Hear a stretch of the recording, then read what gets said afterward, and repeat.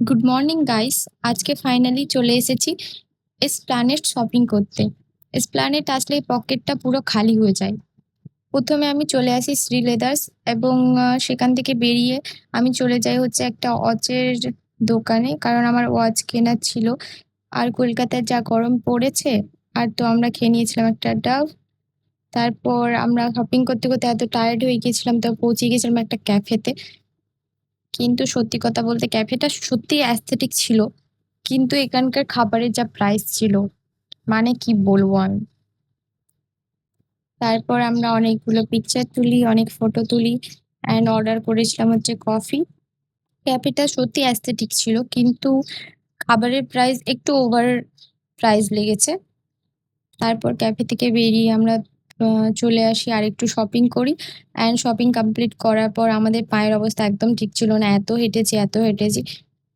তারপর চলে আসি আমরা রুম। টাটা।